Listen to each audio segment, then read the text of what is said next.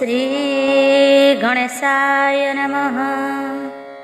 नारायणं नमस्कृत्यं नरं चैव नरोत्तमं देवीं सरस्वतीं व्यासं ततो जयमुदीरये। मूकं करोति वाचालं पंगुं लङ्घयते गिरिं यत्कृपातमहं वन्दे परमानंद माधवम। भागवत महापुराण दशम स्कंध षट्चत्वारिंश अध्याय। आजिर विषय रही कुबलयाबद्ध। बंधुगण, प्रतिदिन गोटे अध्याय हो पछे श्रीमद् भागवत महापुराण निश्चय शुणन्तु। श्री शुक उवाच कहन्ति शुक मुनि वर सानंदे शुण कुरुवीर राम गोविंद मधुबने भेटिले कंस दूत माने निकटे दूतंकु रुहाई स्नान कले बेनी भाई भोजन कले दुग्ध सर आनंदे नाना उपहार विविध अलंकार माल वस्त्र पिंधिले पीत नील दुंदुभि गीत नाद शुणी आनंदे कृष्ण हल पाणी गोपाल पोई सज होई मध्य विजय बेनी भाई मथुरा नगरे पशिले कंसर दूत आगे गले राम गोविंद देखी पथे लोके मिलिले जुथे जुथे एक आर एक सज होई कामिनी गण छंती धाई सकले घर द्वार छाड़ी धाइले राजपथ माड़ी नारी पुरुष बाल वृद्धे गोविंद देखिबार श्रद्धे आगे धामंती बलवंते गहल मथुरार पथे अनल दक्षिण पतंग जेने धामंती उदवेग राम गोविंद मुख चाही नयन पिछाड़ी नुहई देह संसार पासोरिले आनंद सागरे बुड़िले स्वर्गे देखंती देवताए राम गोविंद विजय नारी दियंती हुलहुली देखंती दिग पाळे मिली पवन बोई शीतल शून्य उड़ंती मेघमाल जनगहल राजपथे गोविंद देखिण निश्चिंते कहई कुआरे चाही गंड हृदय कर देई एलुचि थिले नंद घरे सोदरे मऊळार डरे कि दोष कले गोताहार दुष्ट दानव दुराचार एहाकु आणी अछि धरी नेई मारिब घरे भरी केमंते सहिबटी धर्म एहांकु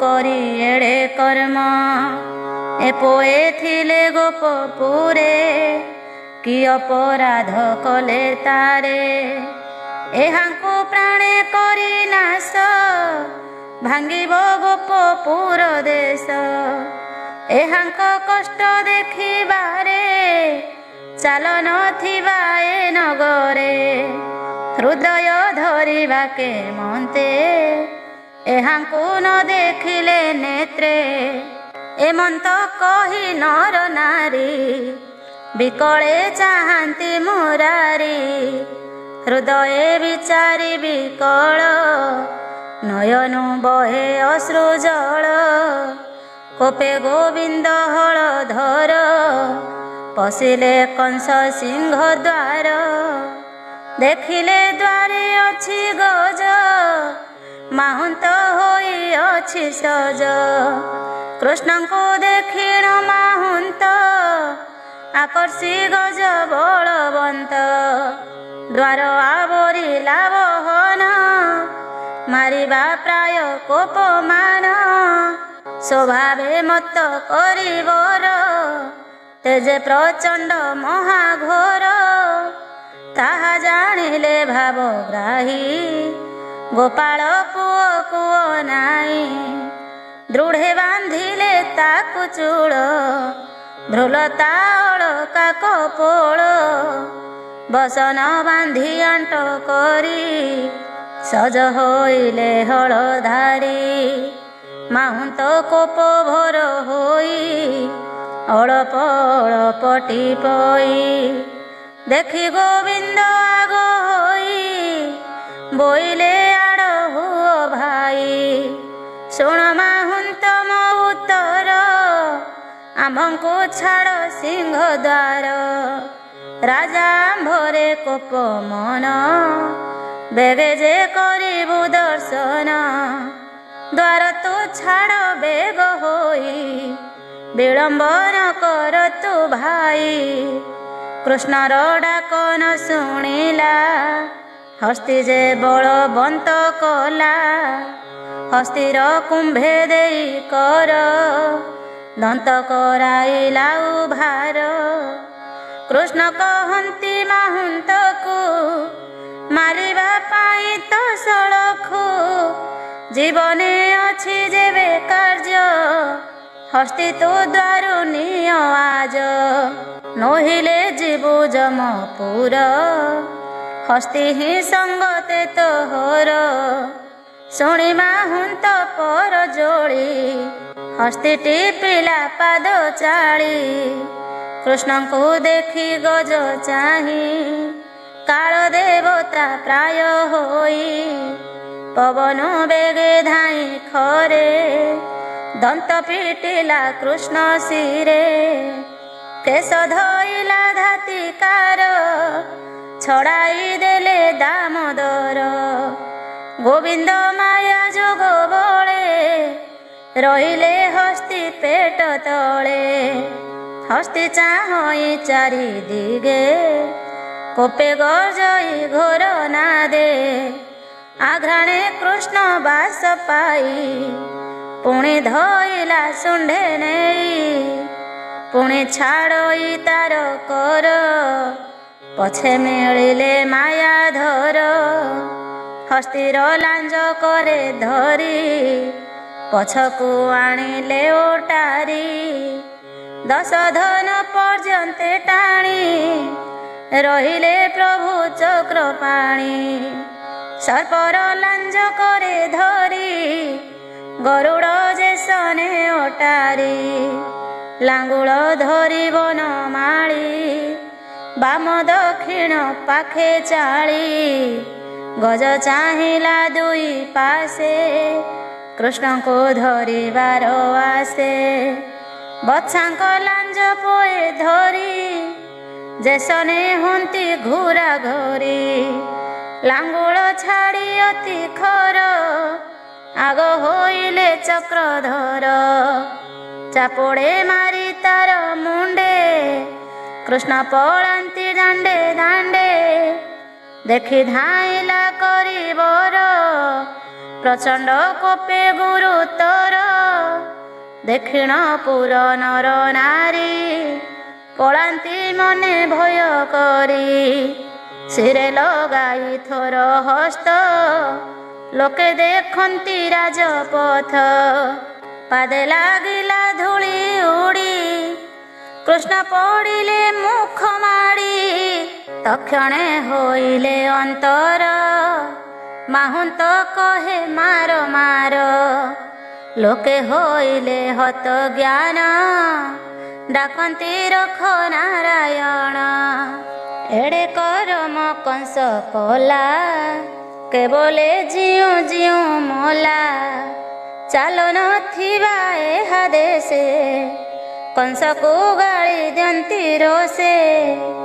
ଏମନ୍ତ କହୁ କହୁ ଜନେ ଶ୍ରୀକୃଷ୍ଣ ମିଳିଲେ ବହନେ ନୀଳଜୀ ମୁତ ଦେହ ଝଳି ଝାଳିଲା ଗଇ ଦେହେ ଧୂଳି ଡାକନ୍ତି ତୋଳିବେନି କର ହସ୍ତିକୁ ସମ୍ଭାଳ ତୋହର ଦେଖିଛ କୀତ ନର ନାରୀ ଚାପୋଡ଼େ ମାଇଲେ ମୁରାରୀ ପଛେ ଯେ ଥିଲେ ହଳଧର ହସ୍ତିକି ମାଇଲେ ପୟର ଧାମଇ ପଛକୁ ଅନାଇ ପୁଣି ମାଇଲେ କୃଷ୍ଣ ନେଇ ଗଜ ନାଇଁ ଆଗ ପଛ ମାହୁନ୍ତ ଟିପଇ ପ୍ରତ୍ୟକ୍ଷ ନ ଯାଇ ଆଗ ପଛଡ଼ରେ ଗର୍ଜଇ ଅତି କୋପ ଭରେ ମାହୁନ୍ତ ପୁରୀ ହିଟି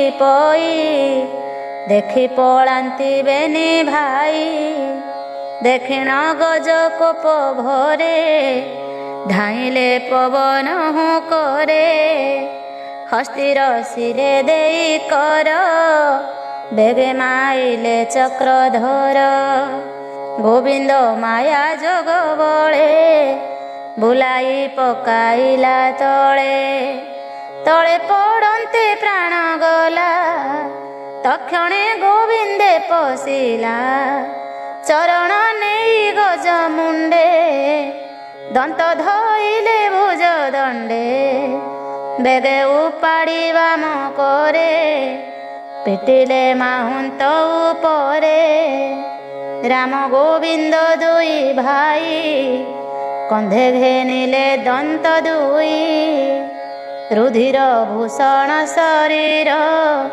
ଧୂଳି ଝାଳରେ ଜର ଜର ମୁଖ ପଙ୍କଜ ଝାଳେ ଶୋଭା କିଅ ବା ପଟାନ୍ତର ଦେବା ଗୋପକୁ ମରିଛନ୍ତି ବେଢ଼ି ପଶିଲେ ରଙ୍ଗ ଦ୍ୱାର ଫେଡ଼ି କନ୍ଧେ ପକାଇ ଗଜଦନ୍ତ ମିଳିଲେ ରାମ ଗୋପୀନାଥ ଲୋକେ ପଶିଲେ ବଳେ ଦ୍ୱାରେ କେବେ गे ଉଠନ୍ତି ବୃକ୍ଷରେ ଜଗତି ଅଟାଳିଆ ରହି ଦେଖନ୍ତି ରାମ କୃଷ୍ଣ ଦୁଇ ରଙ୍ଗ ସଭାରେ ଯେତେ ଲୋକ କେତେ କହିବା ଏକ ଏକ ମାଲେ ଥିଲେ ଯେ ସଭା ତଳେ ରାମକୃଷ୍ଣଙ୍କୁ ଅନାଇଲେ ବଜ୍ର ପଡ଼ିଲା ପ୍ରାୟ ଦେଖି ଭୟ ବୁଝିଲେ ବେନି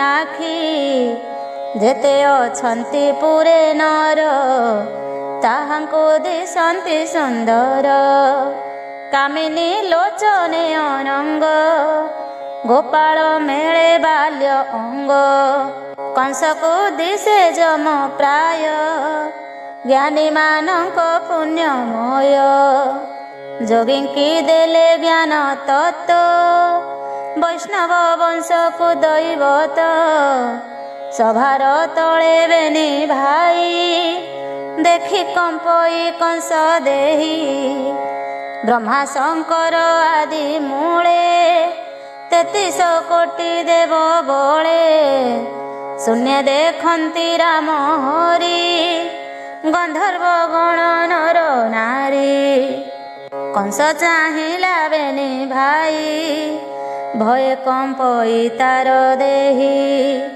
ଗଜମାହୁନ୍ତ ଦ୍ୱାରେ ମାରି ଦନ୍ତ ଅଛନ୍ତି କରେ ଧରି ନିଶ୍ଚୟ ମରଣ ହୋଇଲା ଏମନ୍ତ ମନେ ବିଚାରିଲା କାତରେ ବ୍ୟଥିତ ଶରୀର ମୁଖରୁ ନ ଆସେ ଉତ୍ତର ରଙ୍ଗ ସଭାର ତଳେ ଥାଇ ରାମ ଗୋବିନ୍ଦ ବେନି ଭାଇ ନାନା ବିଚିତ୍ର ବେଶ ହୋଇ ଯେସନେ ନଟବର ଧୋଇ ଦେଖନ୍ତି ପ୍ରଭୁ ଭଗବାନ ମୋହିଲେ ସବୁରିଙ୍କ ମନ ମଞ୍ଚରେ ଯେତେ ରାଜା ଗଣେ ଗ୍ରାମ ପାଟଣା ପୁର ଜନେ ହରସ ବସେ ଚକ୍ଷୁ ଫେଇ ଦେଖନ୍ତି ରାମ କୃଷ୍ଣ ଦୁଇ ଚକର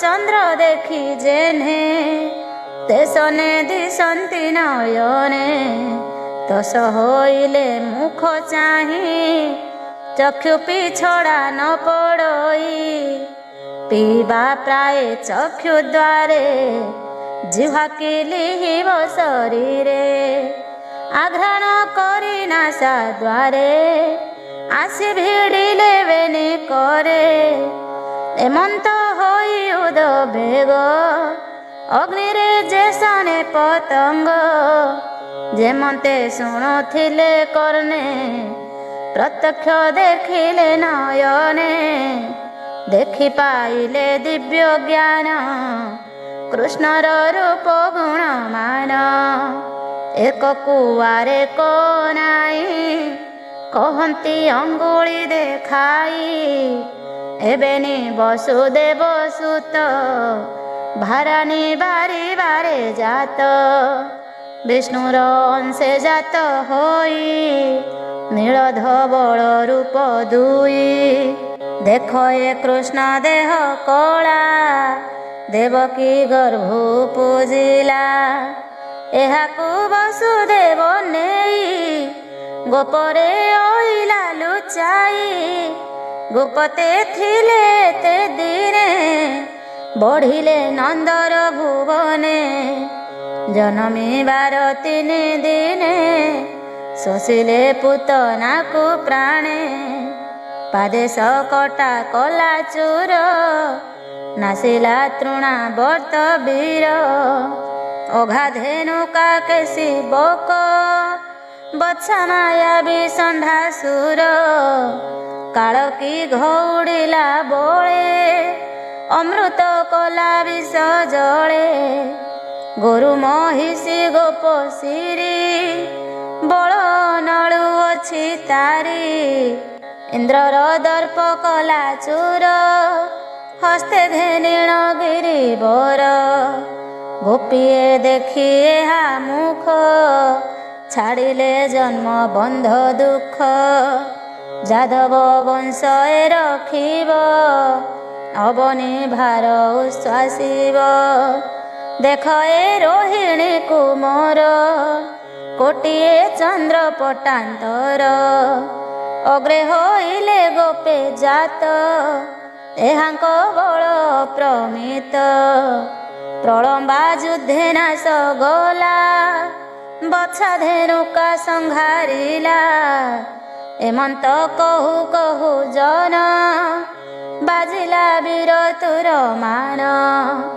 ମାଲେ ଯେ ଥିଲେ ସଭା ତଳେ କୃଷ୍ଣର ନିକଟେ ମିଳିଲେ ଚାଣୁର ବୀର ଆଗ ହୋଇ କହି କୃଷ୍ଣ ମୁଖ ଚାହିଁ ତୋପରା ଥିଲୁ ନନ୍ଦ ଘରେ ରୋହିଣୀ ତନୟ ସଙ୍ଗରେ ତୁମ୍ଭେ ଯେ ରାମ ବନ ମାଳି ବୋଲାଅ ବାହୁ ଯୁଦ୍ଧେ ବଳି ରାଜା ତୁମ୍ଭର କଥା ଶୁଣି ଯୁଦ୍ଧର ପାଇଁ ଅଛି ଆଣି ଦେଖିବେ ଯୁଦ୍ଧର କୌତୁକ ରାଜା ଯେ ଅଛନ୍ତି ଅନେକ ପ୍ରଜା ଯେ ରାଜାଙ୍କୁ ଅନାଇ ଭୋଗ କରନ୍ତି ସୁଖେ ମହି ବସନ୍ତି ରାଜାର ସମୀପେ ଧନ୍ୟ ବୋଲନ୍ତି ହୋ ଲୋକେ ରାଜାର ନୁହନ୍ତି ସେ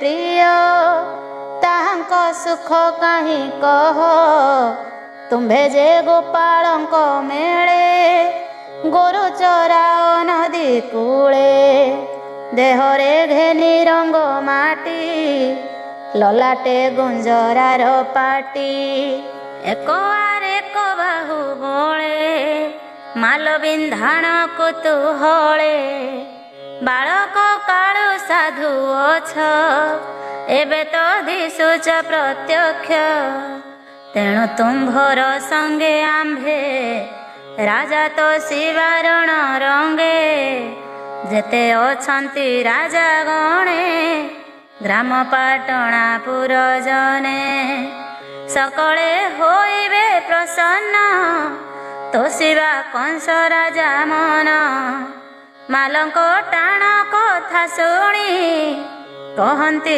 ପ୍ରଭୁ ଚକ୍ର ପାଣି। ଉଚିତ ବାଣୀ ଦେଶ କାଳ କହନ୍ତି ମଦନ ଗୋପାଳ। ଯୁଦ୍ଧ ଯେ ଇଷ୍ଟ ଆପଣାର କରନ୍ତି ମନୁଷ୍ୟ ବ୍ୟବହାର। ନାନା ଭିଆଣ ଖେଳ କରି ବନସ୍ତେ ଚରାଉ ବାଛୁରୀ। ସ୍ୱଭାବେ ଆମ୍ଭେ ବଣ ଲୋକ ନ ଜାଣୁ ଆତ୍ମା ସୁଖ ଦୁଃଖ। ଧନ ଗୋରସ ଦେଇ ଖଟୁ ରାଜା ଭଣଜା ଆମ୍ଭେ ଅଟୁ। ଅଳପେ କରଇ ସଦଏ ଆମ୍ଭ ମଉଳା କଂସରାଏ। ବାଳୁତ ପୁଅଙ୍କର ମେଳେ ଖେଳୁ କାନନ ନଦୀ କୂଳେ। ପୁଅଙ୍କ ଖେଳରେ ଉଚିତ ଆମ୍ଭର ଯୁଦ୍ଧ ସେହି ମତ। ଏତନୁ ହଇ ଖେଳ ମଏ ତୁମ୍ଭେ ଯେ ପର୍ବତ ପରାଏ। ତୁମ୍ଭର ପ୍ରାୟ ଯେବେ ହୋଇ ଖେଳେ ସେ ସଂଗ୍ରାମ ଯୋଗାଇ। ବାଳକ ଆମ୍ଭେ ଶିଶୁ ମେଳେ ଯୁଝିବୁ ଖେଳ କୁତୁହଳେ। ତୁମ୍ଭର ତୁଲେ ଯୁଦ୍ଧ କାହିଁ ଏକଥା ଉଚିତ ନୁହଁ। ଅଧର୍ମ ହୋଇ ବଟି ଭଲେ ତୁମ୍ଭେ ଯୁଝିଲେ ଆମ୍ଭ ତୁଲେ। ସମସ୍ତେ କରିବେ ଧିକାର ତା ଶୁଣି ହସଇ ଚାଣୁର। କହଇ ପୌରୁଷ ବଚନ କରାଇ କଂସ ସାବଧାନ। ତୁମ୍ଭେ ଯେ ବାଳକ ବୋଲାଅ କହି ତ ଲାଜହୀନ ପାଅ। ଶିଶୁକୁ ମର ନୃପ ଯୁବା ତୁମ୍ଭର ମହିମା କହିବା। ଏ ଯେ ତୋହର ଜ୍ୟେଷ୍ଠ ରାମ ବଳେ ତା ନାହିଁ ସରିସମ। ସହସ୍ର ମତ୍ତ ଗଜ ଦେହା ବଳବ ହୋଇ କୁବଳୟା। ତାହାକୁ ଲୀଳାରେ ମାଇଲେ କିଞ୍ଚିତେ ଦନ୍ତ ଉପାଡ଼ିଲେ। ରଜକ ମାରି ବାମ କରେ ଧନୁ ଭାଙ୍ଗିଲ ସହଜରେ। ତୁମ୍ଭ ମହିମା ସର୍ବଜନେ ଭଲେ ଜାଣନ୍ତି ସାବଧାନେ। ଏମନ୍ତ ନ କହ ଆମ୍ଭଙ୍କୁ ଚାଣୁର ବୋଲେ ମୁଷ୍ଟିକକୁ। ବୋଲଇ ରାମଙ୍କୁ ତୁ ଧର କୃଷ୍ଣ ସଙ୍ଗତେ ଯୁଦ୍ଧ ମୋର। ଏ ଯେ ହୋଇଲା ବଳିୟାର ଯୁଦ୍ଧ ତୁ ଏହାର ମୋହର। ମୁଷ୍ଟିକ ରାମ ଆଗେ ହୋଇ କୋପେ ଅଧର କାମୁଡ଼ଇ। କହଇ ବିପ୍ର ଜଗନ୍ନାଥ ଚାଣୁର ଧରି ଗୋପୀନାଥ। ମୁଷ୍ଟିକ ରାମକୁ ଧଇଲା ସେଠାରେ ମୋ ମନ ରହିଲା। ଦେଖି ଗୋବିନ୍ଦର ଚରଣ ସୁଜନେ ପଶିବା ଶରଣ। ବାଳକ ସଙ୍ଗେ ଯୁଦ୍ଧ କରି ଦେଖନ୍ତି ପୁର ନର ନାରୀ। ଇତି ଶ୍ରୀମଦ୍ ଭାଗବତେ ମହାପୁରାଣେ ପାରମହଂସ୍ୟାଂ ସଂହିତାୟାଂ 82 ଦଶମ ସ୍କନ୍ଧେ କୁବଳୟା ବଧେ ରଙ୍ଗ ସଭା ବିଜୟେ ମଲ୍ଲଯୁଦ୍ଧ ଆରମ୍ଭେ ନାମ 47 ଅଧ୍ୟାୟ। 47 ଅଧ୍ୟାୟ କଂସବଦ୍ଧ ଓ ମୋକ୍ଷ। ଶ୍ରୀ ଶୁକ ଉବାଚ ଶୁଣ ରାଜନ ମହାରସ କଂସ ଯେ ହୋଇଲା ହରସ। ରାମ ମୁଷ୍ଟିକ ଧରା ଧରି ଚାଣୁର ସଙ୍ଗେ ନର ହରି। ହସ୍ତ ଚରଣ ଛନ୍ଦା ଛନ୍ଦି ଗଜକୁ ଗଜ ଯେହ୍ନେ ବନ୍ଦୀ। ଏକୁଆରେ କବଳିୟାର ରାମକୁ କରେ ସେ ପ୍ରହାର। ମୁଷ୍ଟିକ ମୁଷ୍ଟି ପରିତାଳ ଦେହୁ ଗଳଇ ଶ୍ରମ ଝାଳ। ଜାନୁରେ ଜାନ ପରିବନ୍ଧ କୋପେ କରନ୍ତି ବୀରନାଦ। ମୁଣ୍ଡକୁ ମୁଣ୍ଡ ମରା ମରି ହୃଦରେ ହୃଦ ଭିଡ଼ି ଧରି ଧରି ଘୁରା ପକାଇ ପୁଣି ଛାଡ଼ି ପୁଣି ବସନ୍ତି ବେଗେ ମାଡ଼ି ପୁଣି ଛାଡ଼ିଣ ପଛ ଘୁଞ୍ଚା ହୁଅନ୍ତି ଧରା ଧରି ପଞ୍ଚା ଏକୁଆରେକ ଧରି ବେଗେ ଗଜକି ପଡ଼େ ଭୂମି ଭାଗେ ପେଲି ପକାଇ ବେଗେ ଉଠି ହୃଦେ ଚାପନ୍ତି ବଜ୍ରମୁଷ୍ଟି ପୁଣି ଧରନ୍ତି ତଳେ ମାଡ଼ି ମୁଣ୍ଡକୁ ମୁଣ୍ଡ କୋଡ଼ା କୋଡ଼ି ରୁଧିର ଦେହେ ତନୁ ଫାଟି ପୁଣି ଧରନ୍ତି ପଡ଼ି ଉଠି ପର୍ବତ ପ୍ରାୟ ବେନିମାଲ ଜାନୁ ତାହାଙ୍କ ବଜ୍ର ତୁଲ୍ୟ ବାଳକ ରାମକୃଷ୍ଣ ଦୁଇ ମାଲଙ୍କ ସଙ୍ଗରେ ଯୁଝଇ କେମନ୍ତେ ଦେଖୁଛନ୍ତି ଏହା ହୃଦୟରେ ନବସଇ ଦୟା ମାରଇ ବାଳୁତ ପୁଅକୁ ଧର୍ମ କି ସହିବ ଏହାକୁ ସଭାରେ ବସି ବଡ଼ ଲୋକେ ଅଧର୍ମ କରୁଛନ୍ତି ଥୋକେ ସକଳେ କଂସ ପ୍ରୀତିକାରୀ ଧର୍ମ ଧର୍ମ ନ ବିଚାରି ଯୁଧେ ବାଳକ ବଳିୟାର ଏହା ନ କରନ୍ତି ବିଚାର ଏ ବାଳ ପୁଅକୁ ଅନାଅ ଅତି ହିଁ ସୁକୁମାର ଦେହ ମୁନି ଯେ କହିଛନ୍ତି ପୂର୍ବେ ବେଦ ପୁରାଣର ପ୍ରସ୍ତାବେ ଅଧର୍ମ କୂଟ ମାୟା ଯହିଁ କେବେ ନ ପଶିବ ତହିଁ ସଭାର ଦୋଷ ଯେ ଜାଣନ୍ତି ବିଚାରି ପ୍ରବେଶ ନୁହନ୍ତି ଜାଣି ନ ଜାଣି ନର ଦେହି ନରକେ ପଡ଼ନ୍ତି ଯେ ଯାଇ ଏମନ୍ତେ ରାମକୃଷ୍ଣ ତୁଲେ ସମର କରୁଛନ୍ତି ମାଲେ ଏକୁଆରେକ ଛିଦ୍ର ଟାକି ନିଶ୍ଚଳ କରିଛନ୍ତି ଆଖି ରାମ ଗୋବିନ୍ଦ ମୁଖ ଚାହିଁ କହନ୍ତି ଅଙ୍ଗୁଳି ଦେଖାଇ ଦେଖ ଏ କୃଷ୍ଣର ବଦନ ଗଳୁଛି ଝାଳ କଣା ମାନ ଫୁଟିଲା ପଦ୍ମ କୋଷେ କିସେ ଜଳ ସିଞ୍ଚିଲା ପ୍ରାୟ ଦିଶେ ଦେଖ ଏ ରାମର ବଦନ ଅଳପ ହାସେ ଶୋଭାବନ ଧନ୍ୟ ସେ ବ୍ରଜ ଭୂମି ଦେଶ ପୁଣ୍ୟ ହିଁ କଲା ଶେଷ ମାୟା ମନୁଷ୍ୟ ଦେହ ଧରି ଯହିଁ ବୁଲନ୍ତି ରାମ ହରି ଚିତ୍ର ବିଚିତ୍ର ବନମାଳେ ଗୋପାଳ ପୁଅଙ୍କର ମେଳେ ଗାଈ ଚରାଇ ବେଣୁ ଶୋନେ ପାଦେ ଚାଲନ୍ତି ବନେ ବନେ ଧ୍ୱଜ ଅଙ୍କୁଶ ପଦ୍ମ ଚିହ୍ନ ଶଙ୍କର ପୂଜେ ତୁ ସମନ ନନ୍ଦ ଯଶୋଦା ଗୋପ ନାରୀ ଅନେକ ତପଛନ୍ତି କରି ଅପୂର୍ବ ସୁଖ ଏହାଙ୍କର ଦେଖିତେ ଯିଲେ ଘର ଦ୍ୱାର ପିବନ୍ତି ଚକ୍ଷୁ ଦ୍ୱାରେ ରୂପ ଜ୍ଞାନୀ ଜନଙ୍କ ହରେ ତାପ ପୟକୁ ଯେ ମନ୍ତେ ମନ୍ଥନେ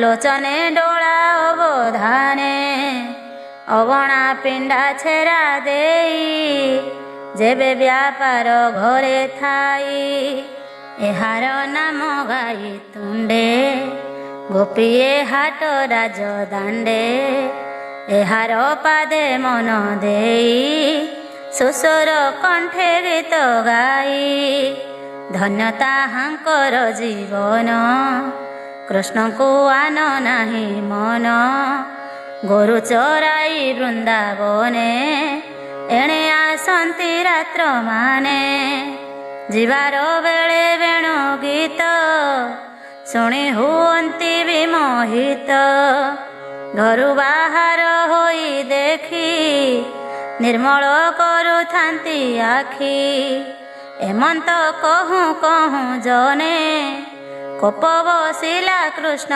ମନେ ମଞ୍ଚାରେ ବସି ତାତ ମାତ ଦାଡ଼ନ୍ତି ନିଜ ଶିରେ ହସ୍ତ ବିଧାତା କରୁଅଛି ଏହା ଆମ୍ଭରେ ନାହିଁ ତାର ଦୟା ନନ୍ଦର ଘରେ ଲୁଚାଇଲୁ ଏବେ କଂସର করে ଦେଲୁ ବିଧାତା ଦେଉଛି କଷଣ ଦେଖିବୁ ପୁତ୍ରଙ୍କ ମରଣ ଦେବକୀ କୃଷ୍ଣ ମୁଖ ଚାହିଁ ବେନି ନୟନୁ ଅଶ୍ରୁ ବହି ବୁଡ଼ିଲେ ଶୋକ ମୋହ ଜଳେ ଧରିଛି ବସୁଦେବ କୋଳେ ମନୁଷ୍ୟ ମଣି କଲେ ଭ୍ରାନ୍ତି ପୁତ୍ରଙ୍କ ବଳ ନ ଜାଣନ୍ତି ମାଲଙ୍କ ତୁଲେ ବେନି ବାଳେ ଯୁଦ୍ଧ କରନ୍ତି କୁତୁହଳେ କୃଷ୍ଣର ମୁଷ୍ଟି ବଜ୍ର ପ୍ରାୟ କମ୍ପଇ ଚାଣୁରର ପ୍ରାୟ ମୂର୍ଚ୍ଛିତ ହୋଇ ପଡ଼େ ଢଳି ମୁଖରୁ ରୁଧିର ନିକିଳି ପୁଣି ଉଠିଲା ଜ୍ଞାନ ପାଇ ଧାଇଁଲା ମୁଥେ କଉଞ୍ଚାଇ କୃଷ୍ଣର ହୃଦୟରେ ପ୍ରହାରୀ ଗର୍ଜଇ ମହାନାଦ କରି ଚାଣୁର ମୁଷ୍ଟି ପଡ଼ି ହୃଦେ ଗୋବିନ୍ଦ ନ ଘୁଞ୍ଚିଲେ ପାଦେ ଫୁଲ ପେଣ୍ଡାଏ করে ଧରି ଗଜ ଶରୀରେ ଜେହ୍ନେ ମାରି ଚାଣୁର କର କୃଷ୍ଣ ଧରି ବୁଲାଇ ଅନ୍ତରାଳ କରି ଭୂମିରେ ପିଟିଲେ ତକ୍ଷଣ ଚାଣୁର ଛାଡ଼ିଲା ଜୀବନ କୃଷ୍ଣଙ୍କୁ ଚାହିଁ ବଳରାମ ଦେହେ ବସିଲା ମହାତମ ବଜ୍ରମୁଷ୍ଟିଏ ପ୍ରହାରିଲେ ମୁଷ୍ଟିକ ମୁଣ୍ଡ ଚୂର୍ଣ୍ଣ କଲେ ମୁଖରୁ ରୁଧିର ଗଳଇ ପଡ଼ିଲା ମୃତ ପିଣ୍ଡ ହୋଇ ପବନ ଘାତେ ମହାବୃକ୍ଷ ଯେସନେ ପଡ଼ଇ ପ୍ରତ୍ୟକ୍ଷ କୁକୁଟ ନାମେ ମଲ ଥିଲା ରାମର ନିକଟେ ମିଳିଲା ବାମ ମୁଷ୍ଟିରେ ମୁଣ୍ଡ ଚୁରି ପଡ଼ିଲା ଘୋର ନାଦ କରି ସଲତ ସଇ ମଲ ଦୁଇ ମିଳିଲେ କୃଷ୍ଣ ପାଶେ ଯାଇ ପାଦ ପ୍ରହାରନ୍ତେ ମୁରାରି ମାଲେ ପଡ଼ିଲେ ନାଦ କରି ଆଉ ଯେତେକ ମାଲ ଥିଲେ ରଣ ଉପେକ୍ଷୀ ପଳାଇଲେ ମାଲେ ପଳାନ୍ତେ ବେନି ଭାଇ ଡାକନ୍ତି ପଳାଅ କିମ୍ପାଇଁ ଗୋପକୁ ମୋର ଥିଲେ ସଙ୍ଗେ ମିଳିଲେ ରାମକୃଷ୍ଣ ଆଗେ ମାଲ ବିନ୍ଧାଣ ଗୁରୁତର ଭୂମି କମ୍ପଇ ଥର ହର କୃଷ୍ଣର ମାଲ ଯୁଦ୍ଧ ଦେଖି ଅସୁରେ ଚାହାନ୍ତି ନିରେଖି କୃତାନ୍ତ ପ୍ରାୟ ରୂପ ଦେଖି ଡରେ ବୁଝିଲେ ବେନି ଆଖି କଂସର କମ୍ପଇ ଶରୀର ଦେଖି ହରସ ସୁର ନର କହନ୍ତି କୃଷ୍ଣ ସାଧୁ ସାଧୁ ତରିଲେ ମାଲଙ୍କ ପ୍ରମାଦୁ କୃଷ୍ଣର ଚରଣେ ନୂପୁର ଚାଲନ୍ତେ ବାଜଇ ସୁନ୍ଦର ଶୁଭଇ ବୀର ତୁର ଧ୍ୱନି ସ୍ତୁତି କରନ୍ତି ସୁରମୁନି ପଡ଼ିଅଛନ୍ତି ଅଷ୍ଟମାଲେ ସକଳ ମାଲେ ପଳାଇଲେ ଦକ୍ଷିଣ ଉଗ୍ରସେନ ବୋଳା ବାଦ୍ୟ ଶବଦରୁ ହାଇଲା କୋପେ କମ୍ପଇ ଶିର ଝୁଣି করে ଖଡ଼ଗ ଅସ୍ତ୍ର ଘେନି ବସୁଦେବର ପୁତ୍ର ଦୁଇ ରାଜ ବାହାରେ ଛାଡ଼ ନେଇ ନନ୍ଦ ସମ୍ପଦ ଗୋପପୁର ବହନ ଯାଇ କର ଜୁର ନନ୍ଦ ବସୁଦେବକୁ ନିଅ ଶିର ଛେଦିଣ ଶୂଳି ଦିଅ ଦେବକୀ ଉଗ୍ରସେନ ତୁଲେ ଚାରିହେଁ ବସିଥିବେ ଶୂଳେ ରାମକୃଷ୍ଣଙ୍କୁ ଧରି ନେଇ ତାଙ୍କ ମରଣ ଦେଖାଇ ଶିର ଛେଦିବି ଏହାଙ୍କର तेबे से शत्रु जीवे मोर जेते गोपाल पुओ संगे हाणी पकाओ नहीं बेगे एमंत कंस मुख शुणी कोपे चाहिले चक्र पाणी कंसर मंचारे उठिले स्वर्गे जे देवताए थिले देखी करंती जय जय अबनी होइला निर्भय कृष्ण को देखी कंस उठी खड्ग कला दृढ़ जे मुष्टि उचाऊ गोविंद पୟରେ धाई पड़िला रोष भरे छंचाण प्राय धातिकारे केश धोइले कृष्ण करे असुर न पारई चली कृष्ण को चाहिला निरोली चक्षु बाटरे जीव गला कृष्णर शरीर पेशिला नाग आवरी खगपति तेसन गोविंदर गति रत्न मुकुट कंस शिरे कृष्ण झिंकती कोप भरे कंस को धरी बाम कर माया भियाण चक्रधर जगत स्वामी जोग बळे पड़िले रंग सभा तले कंस उपरे दामोदर मेदिनी दिशय सुंदर जेते असुर राजा थिले कृष्ण को देखी पळाइले समस्त लोक छंती चाही विक्रम सिंह प्राय होई रंग सभार तले थाई मृत पिंड को घोषारई उतान करी पळाइले गोप बालके डेई गले देखी सानंदपुर जन मथुरा नारींकर मन आकाशे कुसुम बरसी निर्मल दश दिग दिशी पवन बहई शीतल निर्भय जलई अनल आकाश दिशई सुंदर खंडिला अवनीर भार जय सबद सुने पुरी नृत्य करती अपसरी गीत विनोदे विद्याधरी बजाई दुंदुभि महुरी लोके करती हाहाकार केवले पड़िला असुर दैव कंस वीरते कृष्ण को भय कले चिते जल पवने कंपे देही भोजन करते डरई भय न स्फुरई वचन निद्रा न माड़ई नयन जहा को डरु थाई नित्य प्रत्यक्ष देखिला अग्रते देह पशिला कंसराय खंडिला जन्म मृत्यु भय निर्मल जोगी को दुर्लभ कंस को होइला सुलभ कंसर अष्ट भ्राता थिले मिलिले राम कृष्ण तुले कंकन्या क्रोध आदि करी धाइले खड़ग भारी भाई मरणे क्रोध होई बेढ़िले गोविंद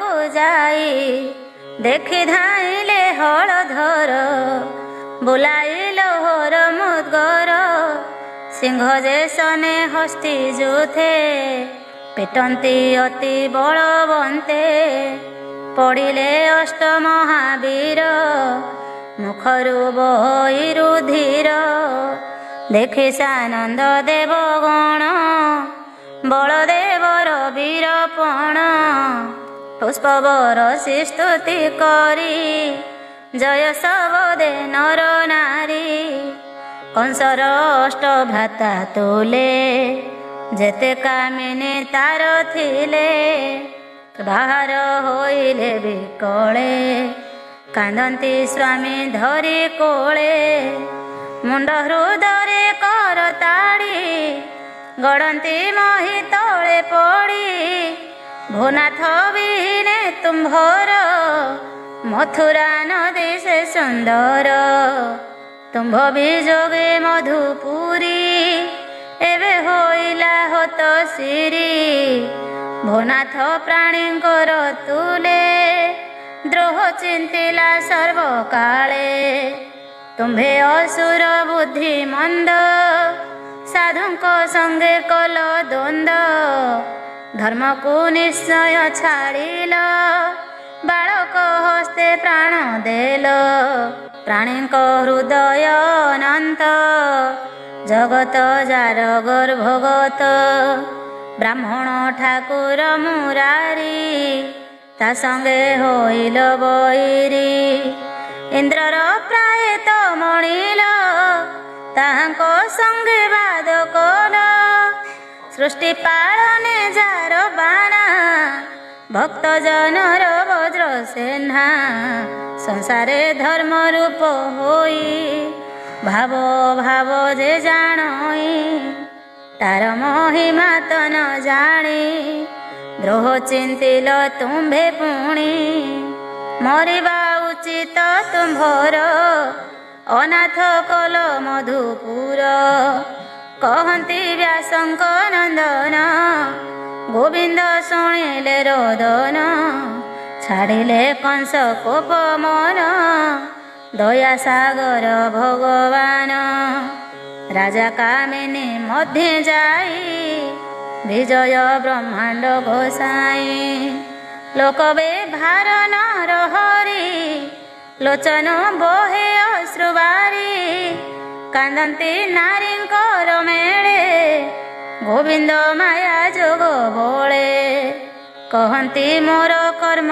मंद विधाता करी अछि छंद जात होइली बंदी घरे पिता मोहर नेला डरे लुचिली नंदर मंदिरे सदर मामुंकर डरे गौड़ पणे दिन नेई मोहर कूल मूल नाही सेवक प्राय नंद घरे अन्नपूर्णाए घेनी करे बने भुंजई एक काले निद्रा न माड़े रात्र हेले प्रभात हेले बने जाई एमंते जीवन पोषई जेते पड़िला कष्ट मते सुमरी कहिबी मु केते मोहर दुख सुखे थाई मौला ताहा न जानई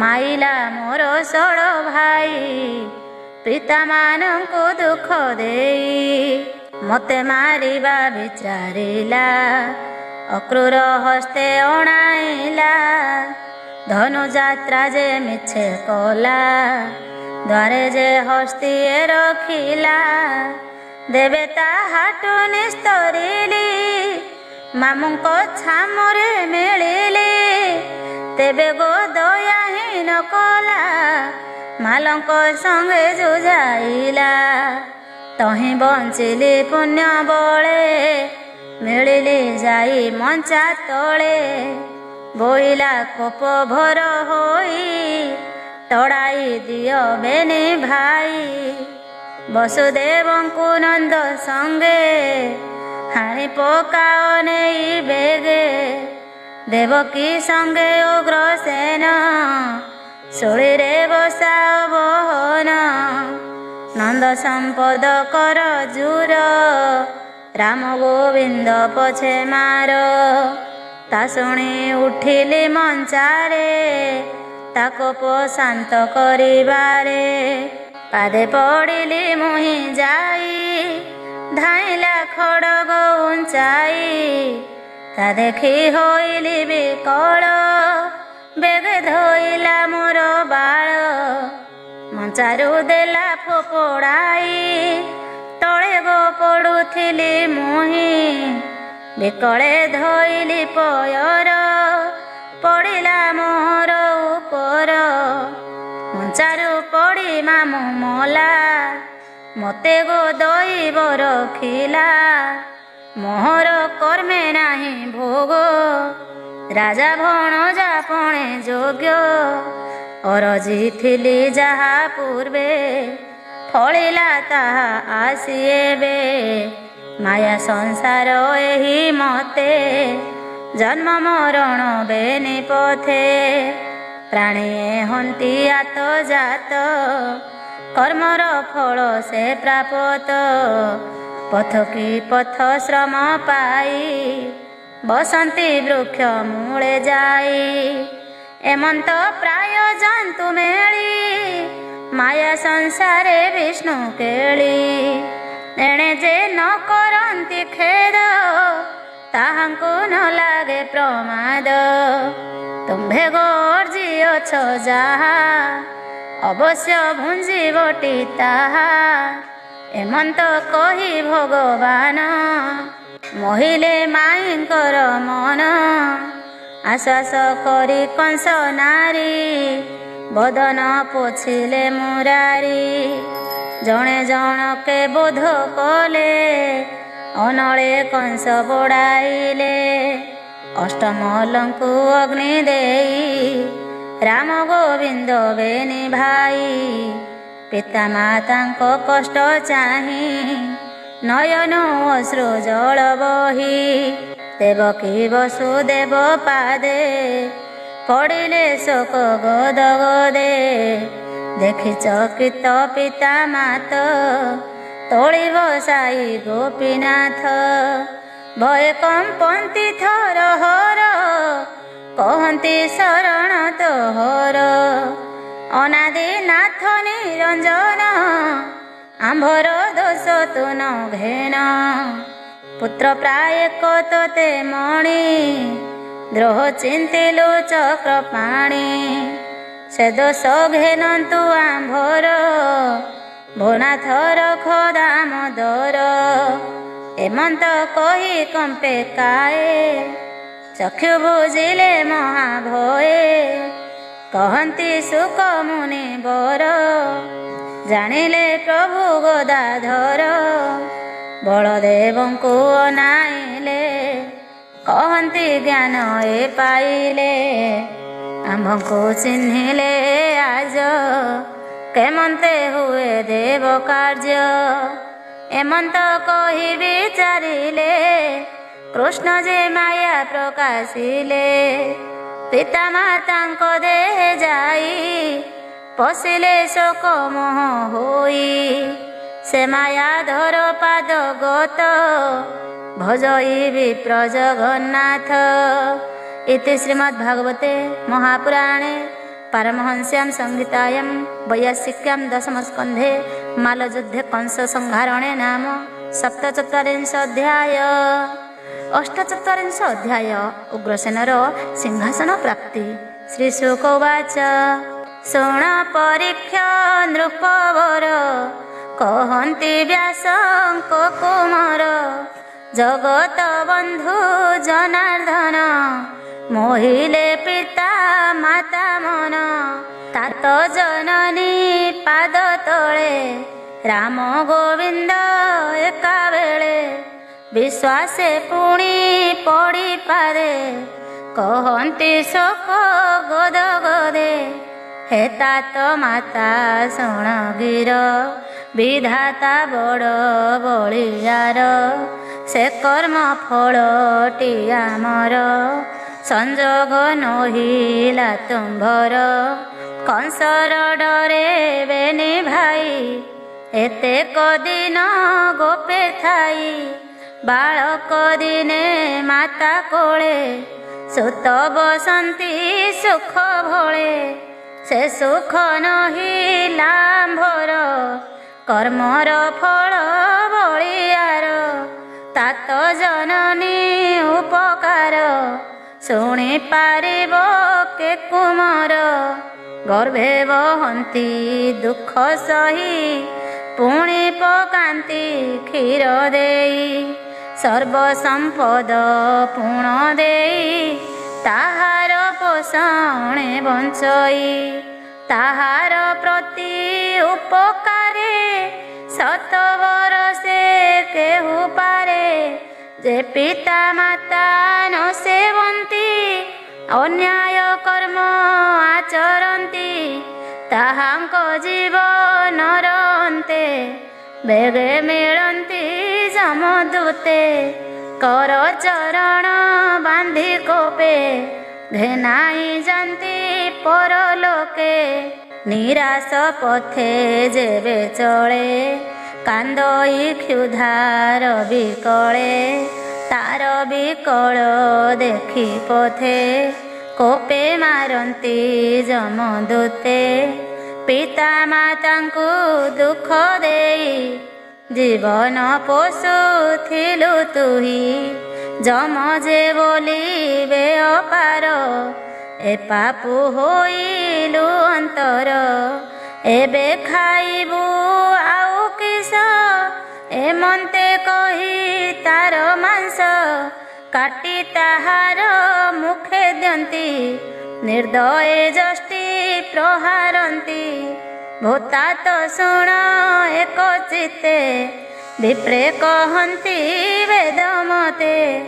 ଯେ ମାତା ମିତା ବୃଦ୍ଧ କାଳେ ନିଜ ଭାରି ଯା ଶିଶୁ ମେଳେ।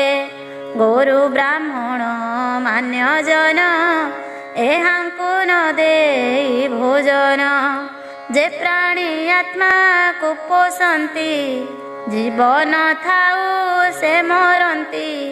କଂସର ଡରେ ଗୋପେ ଥାଇ ଦୁଃଖେ ବଞ୍ଚିଲେ ବେନି ଭାଇ।